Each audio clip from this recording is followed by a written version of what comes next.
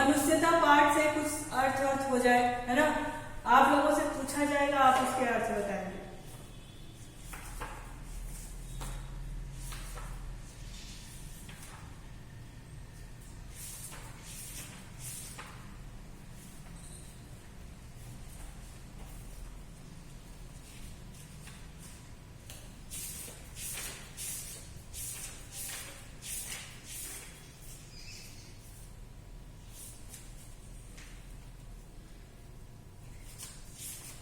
सबसे पहले तो आप बताएंगे कि ये मनुष्यता पाठ किसने लिखा है, किसकी रचना है। राज्यवर्धन, राज्यवर्धन,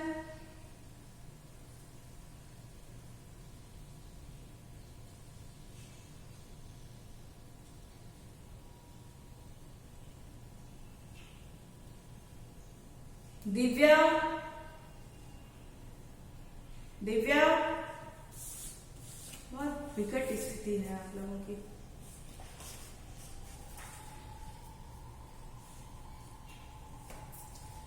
कौन बताएगा? ऋषभ आप बताएंगे? Yes ma'am. हाँ दिव्या आप बताइए कि मनुष्यता पाठ किसकी रचना है, किसने लिखा है। मनुष्यता पाठ मैथिली शरण गुप्त ने लिखा है, ठीक है। हर्ष मिश्रा, हर्ष आप मैथिली शरण गुप्त के बारे में कुछ बताएं, इनकी रचनाएं बताएं, इनका समय कब से कब तक था।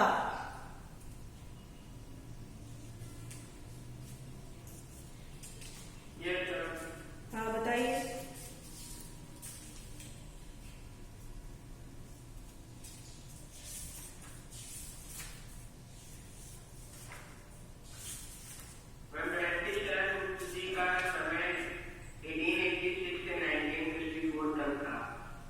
अच्छा, और इनकी रचनाएं क्या थी?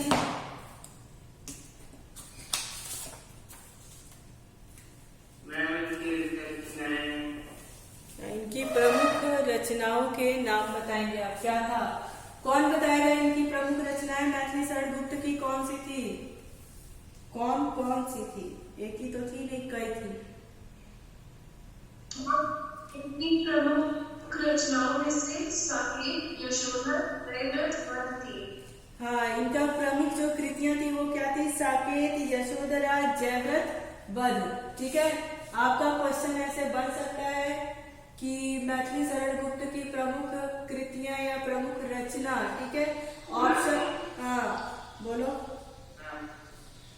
और उसके बाद से इसमें आ सकता है कि ऑप्शन में तो वो ये भी हो सकता है कि इनकी तीनों रचनाएं दे दें और अंत में पूछा जाए कि कोई नहीं या फिर इनमें से सभी, ठीक है। या फिर 3 गलत ऑप्शन और एक सही ऑप्शन दे दिया जाए, उसको करना पड़े, ठीक है।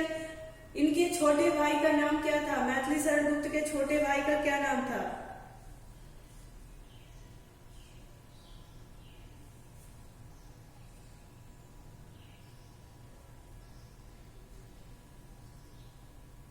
मैथिली शरण के छोटे भाई का क्या नाम था? सियाराम शरण गुप्त जी का नाम आपने सुना है?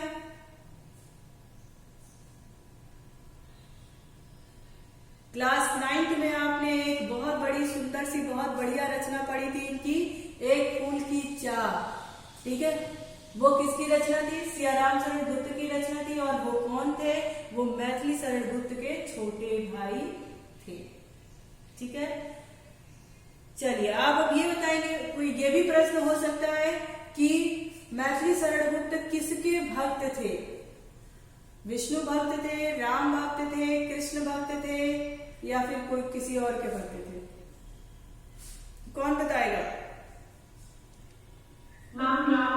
राम भक्त थे। इस तरह के प्रश्न आपके एग्जाम में बन सकते हैं बच्चों, ठीक है। तो इसको आप नेग्लेक्ट मत करिए, आप इसको पढ़िए, ठीक है। चलिए अब हम बात करते हैं। ऋषभ आपको मेरी आवाज आ रही है? Rishabh, Rishabh,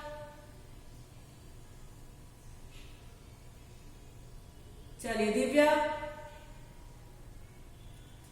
Divya, yes ma'am. दिव्या आप बताओ कि क्षुद्धार्थ रंतिदेव ने दिया करस्त थाल भी तथा दधीचि ने दिया परार्थ अस्थि जाल भी।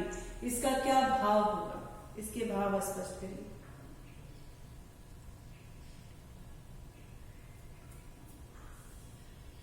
मैम एक बार और रिपीट कर दीजिए।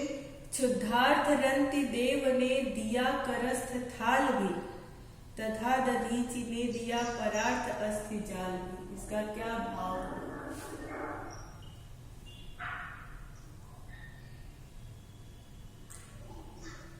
दिव्या आपके पास किताब नहीं है क्या? मैम इस पंक्ति द्वारा कवि यह कह रहे हैं कि जो रंतिदेव थे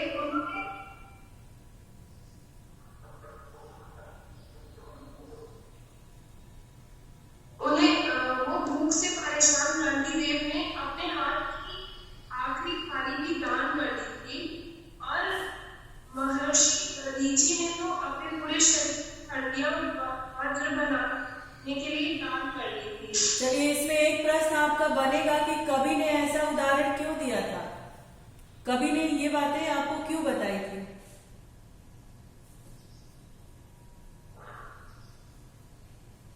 मैम कवि हमें इन कथाओं के द्वारा यह बता रहे हैं कि पहले के जो लोग थे उनमें त्याग, उनका जो त्याग है वो अभी तक याद रखा जाता है। अच्छा स्मृति आप बताओ। हाँ स्मृति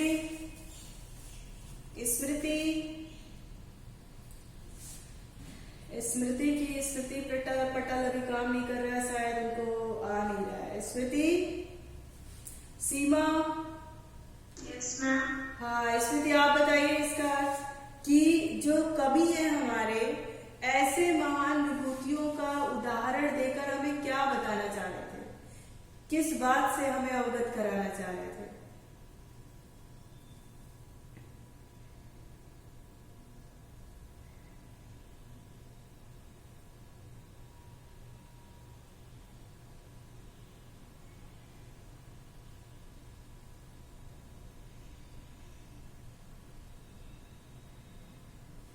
ऋषभ पांडे, ऋषभ।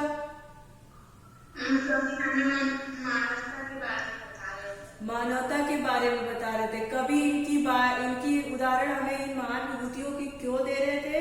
वो हमें ये बताना चाहते थे कि ऐसे ऐसे भी लोग इस संसार में हैं, यानी मनुष्य को मनुष्य से प्यार करना सिखा रहे थे, है ना।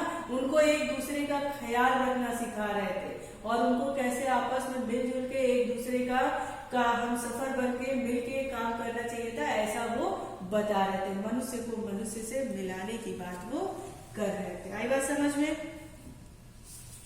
अच्छा एक और लाइन है कि सहानुभूति चाहिए महाविभूति है यही, वशीकृता सदैव है बनी हुई यह स्वयं मही। इसका क्या अर्थ होगा? कौन बताएगा? राज्यवर्धन। बड़ी अच्छी बात है राज्यवर्धन, आप आज आंसर नहीं कर रहे हो। राज्यवर्धन हाँ आंसर बताइए। सहानुभूति चाहिए महाविभूति है यही, वशीकृता सदैव है बनी हुई स्वयं मही। इसका क्या मतलब है? मैम जो दूसरों के लिए किया है उसके बदले में कुछ हमें आशा नहीं रखनी चाहिए, बल्कि दूसरों की सहानुभूति का हमें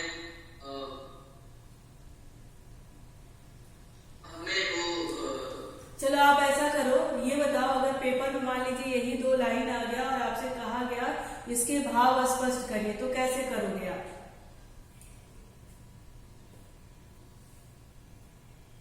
राज्यवर्धन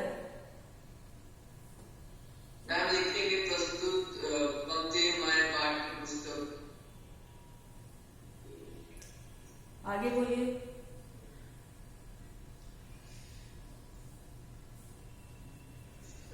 प्रस्तुत पंक्ति हमारे पाठ पुस्तक स्पर्श भाग 2 के खंड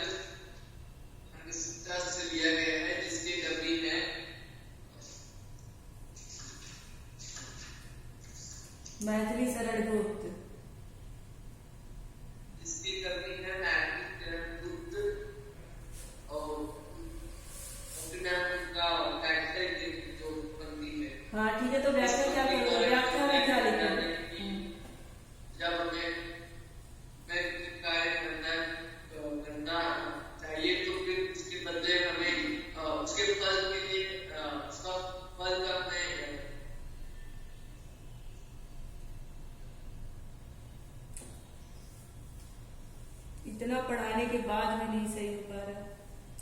अच्छा चलिए दूसरा बताइए, ऐसे कैसे चलेगा? बार बार बता रहे कि ये चैप्टर, जो 2-3 चैप्टरों का नाम मैंने लिया है वो मोस्ट इम्पोर्टेंट चैप्टर है बेटा।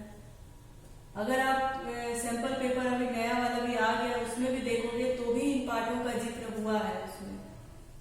तो कोई भी जिक्र अगर होता है तो वो अनायास नहीं होता है, उसका कोई ना कोई मीनिंग होता है। तो अगर इन पाठों को शामिल किया गया है उन सैंपल पेपर में तो कुछ बात है इसमें, और इसी पे तैयारी अच्छी नहीं है। ऋषभ आपका आंसर आ ही नहीं रहा है। ऋषभ ये कुछ बोल ही नहीं रहा है। अच्छा ये बताइए, कवि ने सबको एक होकर चलने की प्रेरणा क्यों दी थी? कवि ने, हाँ ऋषभ, कवि ने सबको एक होकर चलने की प्रेरणा क्यों दी?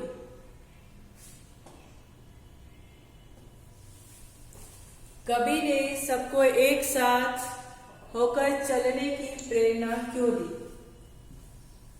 ऋषभ की आवाज नहीं आ रही है, लग रहा है इनका नेटवर्क इशू चल रहा है या फिर जो भी है। ऋषभ, स्मृति, कौन देगा? हर्ष मिश्रा, हर्ष मिश्रा,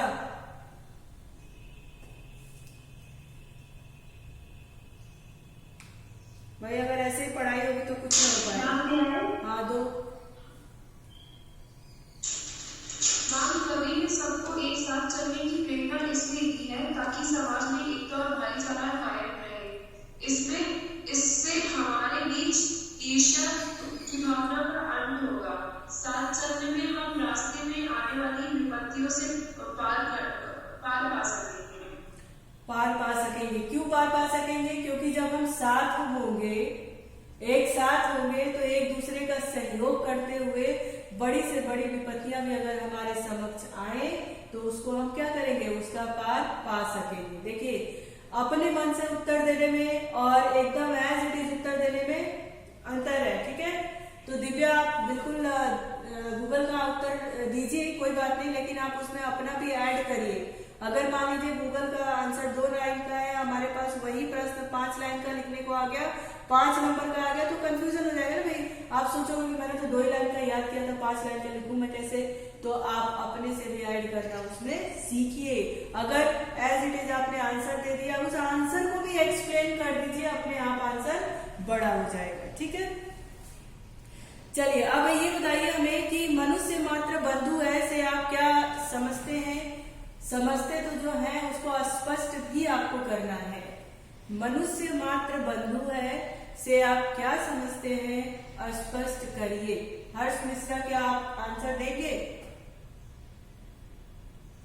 आज हम व्हाट्सएप ग्रुप पे मनुष्यता का पुराना जो वीडियो है वो भी भेज देंगे, है ना? आज का भी भेज देंगे और उसको दोबारा से बच्चों आप सुनिए। नहीं सुनोगे तो एग्जाम में फंस जाओगे, नहीं दे पाओगे उत्तर। जब यहाँ पे इतने आसान से और प्रश्न को इतना समझा के पूछ दिया जा रहा है तब उत्तर देने में ये दिक्कत हो रही है, तो सोचो आपकी बोर्ड के उत्तर को कैसे फेस करोगे?